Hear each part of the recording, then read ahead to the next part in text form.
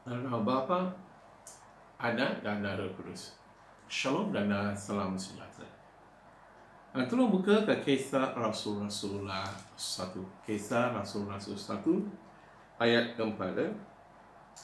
Apabila mereka berkumpul, Yesus memberikan arahan ini kepada mereka. Janganlah tinggalkan Yerusalem, tetapi tunggulah pemberian yang sudah dijanjikan oleh Bapa-Ku dan yang sudah aku beritahukan kamu dahulu.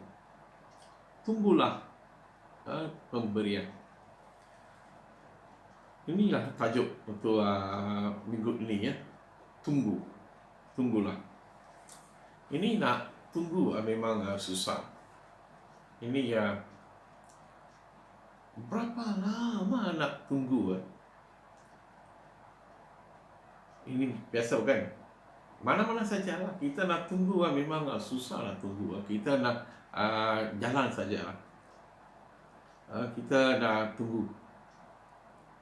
Tapi bila kita tahu berapa lama nak tunggu, macam kamu datang nak jumpa padri.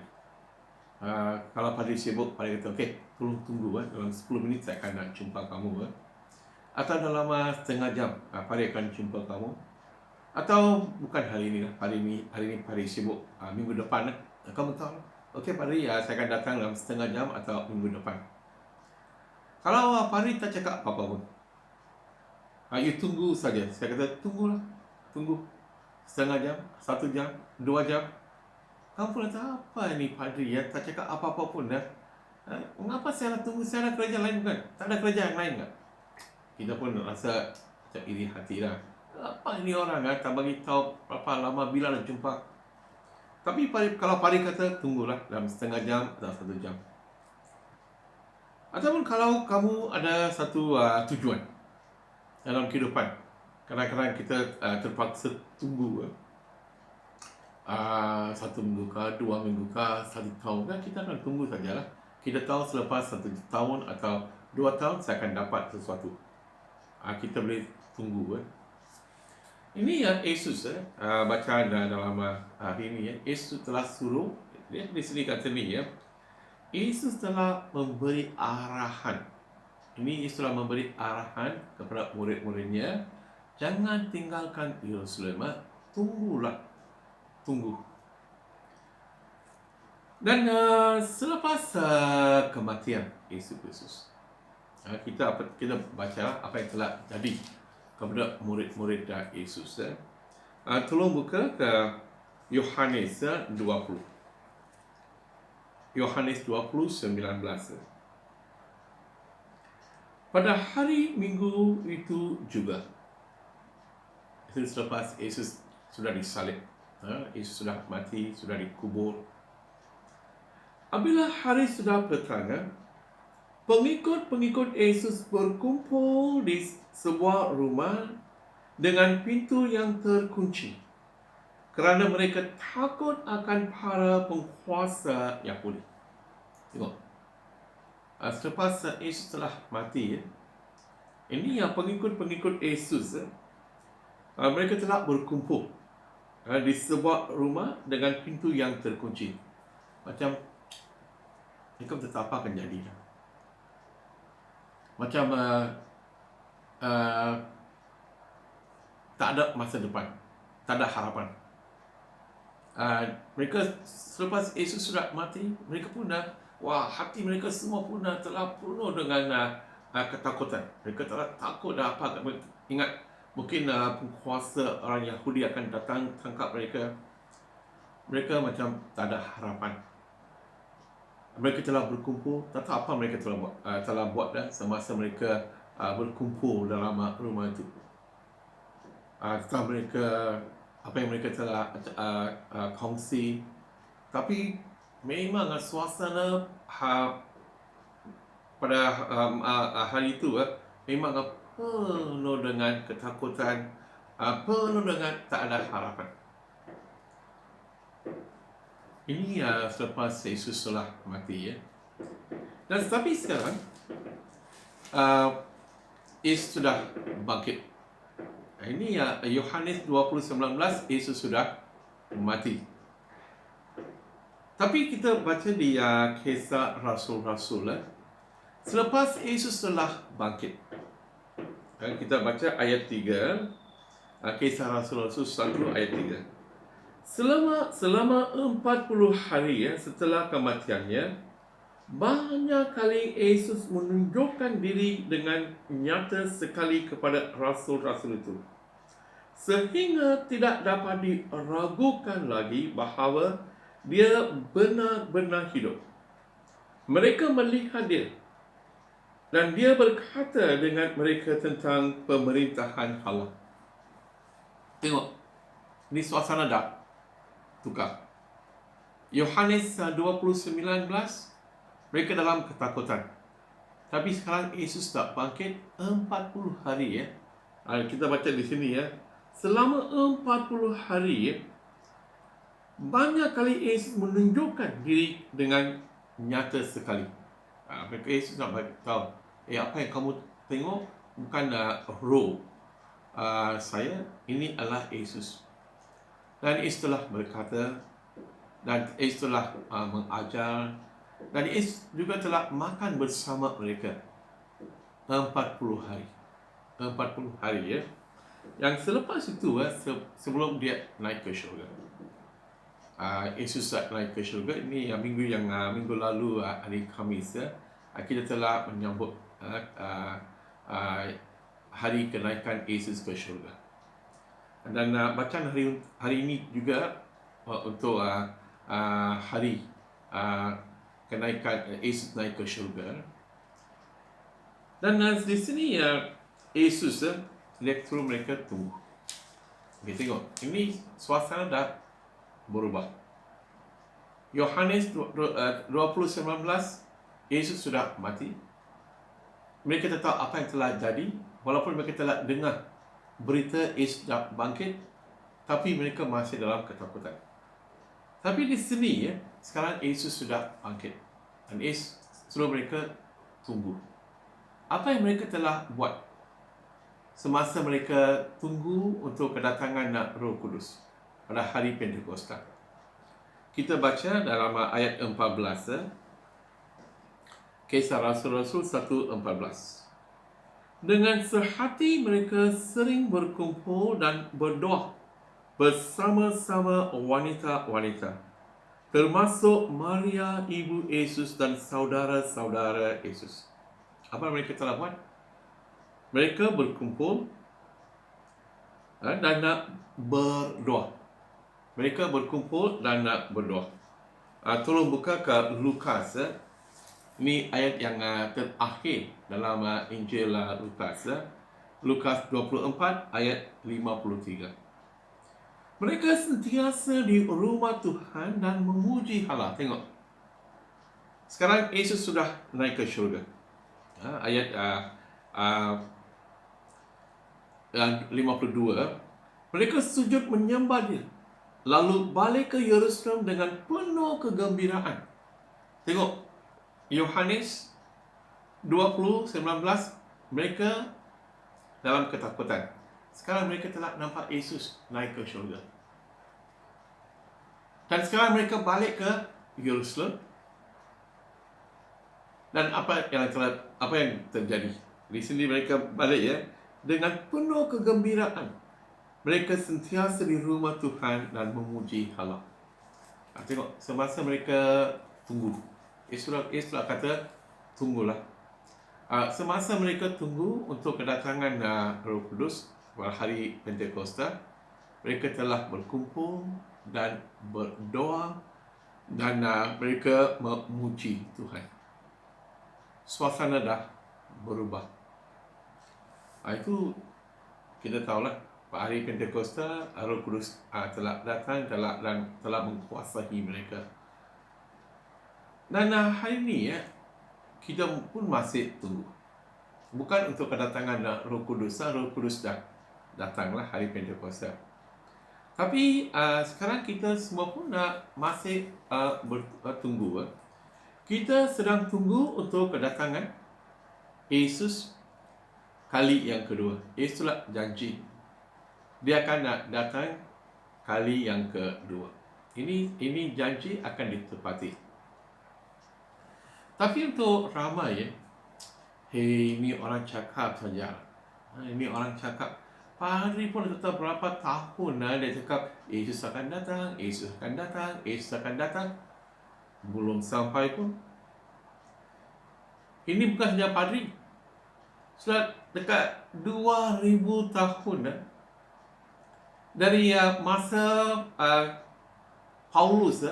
Paulus pun telah ajar tentang kedatangan Yesus Kristus kali yang kedua. Tapi sudah dekat 2000 tahun Yesus pun belum sampai lagi. Oleh itu untuk berapa jemaah, dan bila datang dia datang saja. Bila dia datang saja. Tapi saya memang sibuk. Sekarang saya memang sibuk, ada banyak komitmen. Oleh itu untuk mereka, keutamaan mereka dalam kehidupan ialah untuk mencari wang. Kita nak hidup dalam selesa. Ini bukan satu dosa, kita semua pernah hidup dalam selesa. Tapi dalam kehidupan mereka tak ada masa untuk Yesus. Memang tak ada masa untuk Yesus. Mereka hanya ada masa untuk perkara-perkara dunia ini. Mereka nak jumpa kawan, mereka nak ikut kawan pergi ke pesta, mereka nak ikut kawan satu majlis. Mereka selalu memang sibuk. Untuk mereka, kehidupan akan tamat bila mereka tak ada lagi bumi ini. Cara mereka hidup lah. Walaupun bila mereka datang ke gereja, mereka akan kata Yesus akan datang. Tapi bila kita lihat cara mereka hidup, macam tak ada esok lah. Ini kita hidup untuk kehidupan ini saja. Oleh itu marilah kita cari wang. Kita nak shock diri saja. Kita tak kisah. Tapi Yesus telah memberi kita satu tanggungjawab. Kita tahu bila Yesus akan datang. Tapi Yesus telah janji dia akan datang. Oleh itu semasa kita tunggu untuk kedatangan Yesus Kristus, apa yang kita harus buat? Kita baca dalam Kisah Rasul-Rasul 1 ayat 8. Kisah Rasul-Rasul 1 ayat 8. Tetapi kamu akan menerima kuasa apabila Roh Allah datang kepada kamu. Lalu kamu akan menjadi saksi-saksiku di Yerusalem. Inilah tanggungjawab kita. Ini bila semasa kita tunggu untuk kedatangan Yesus Kristus kali yang kedua, Yesus telah memberi kita satu kerja, tanggungjawab, iaitu untuk menjadi saksi untuk dia. Maksud kita mesti hidup dengan tujuan. Kita mesti hidup untuk kemuliaan nama Yesus. Kita mesti hidup untuk memberitakan berita baik melalui kehidupan kita dan juga melalui perkongsian kita. Ini adalah tanggungjawab kita. Kita mesti jadi saksi untuk Yesus. Ini kita mesti bertanya, kehidupan saya macam mana? Adakah saya dalam hati adakah saya macam ada beban untuk orang yang belum kenal Yesus? Bila saya lihat seseorang hidup dalam dosa, bila saya lihat seseorang walaupun mereka Kristian, mereka langsung tak datang ke gereja, apakah perasaan kamu terhadap mereka?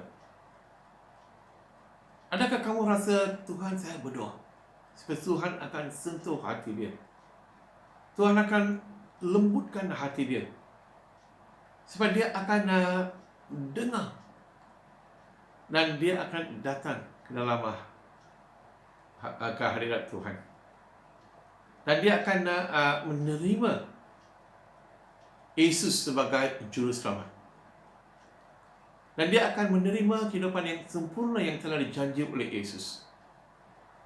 Adakah saya beban? Saya kata itu bukan masalah saya. Itu bukan masalah saya. Ini yang Pari rasa kadang-kadang kita kata itu bukan masalah saya.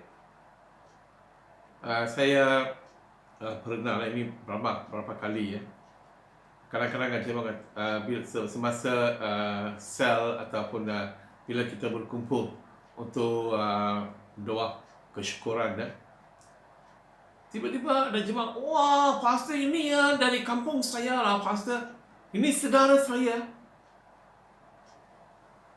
Dah berapa lama mereka sudah sampai ke Johor. Biasa Pari akan tanya lah, kamu dari gereja mana? Ada juga kata saya dari gereja Anglican. Ada ikut kebaktian kan di ada juga kata tau. Ya, saya ada ikut. Tahu apa nama padri? Tak tahu. Ini jemaah pun dan mereka pun tak kisah. Mereka datang ke gereja kan, tak datang ke gereja. Tapi bila mereka ada sesuatu, mereka semua akan berkumpul. Wah, saya berhairan dari mana ini orang semua datang.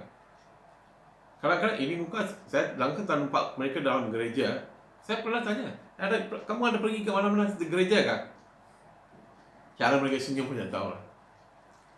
Tapi apakah tanggungjawab saya sebagai seorang yang sudah kenal Yesus?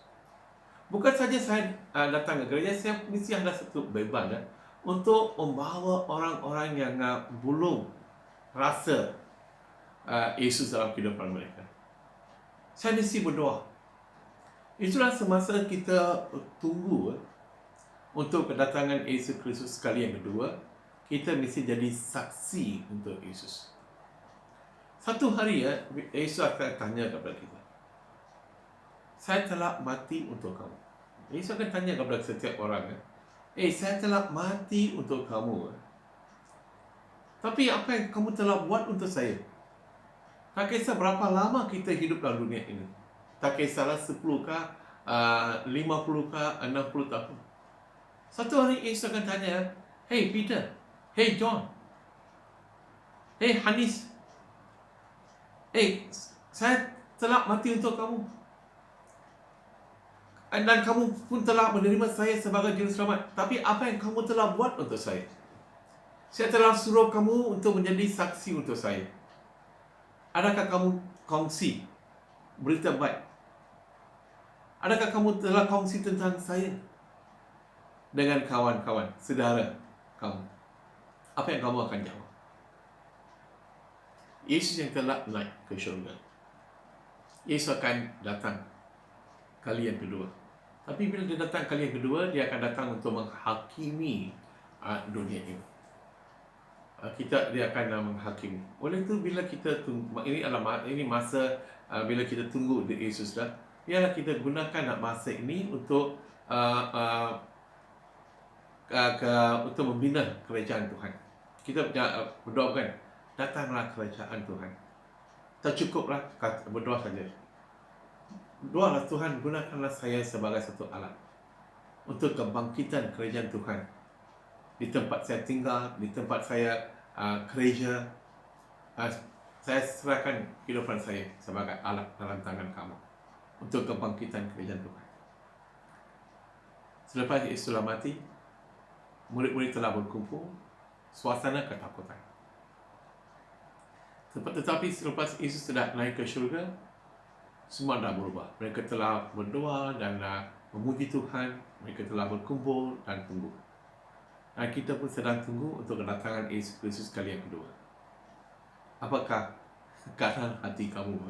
Ada kamu gembira dan kamu sedang hidup untuk kemuliaan nama Tuhan? Adakah kamu sedang hidup untuk memberitahu kepada kawan-kawan kamu tentang Yesus? Yesus telah kata, kamulah saksi. Fari akan membaca dan kita akan tamatkan. Kisah Rasul 1:8. Tetapi kamu akan menerima kuasa apabila Roh Allah datang kepada kamu, Lalu kamu akan menjadi saksi-saksiku di Yerusalem. Kamu akan jadi saksi-saksiku di Yerusalem. Adakah kamu sedang hidup sebagai seorang saksi untuk Yesus semasa kita tunggu untuk kedatangan Yesus Kristus kali yang kedua?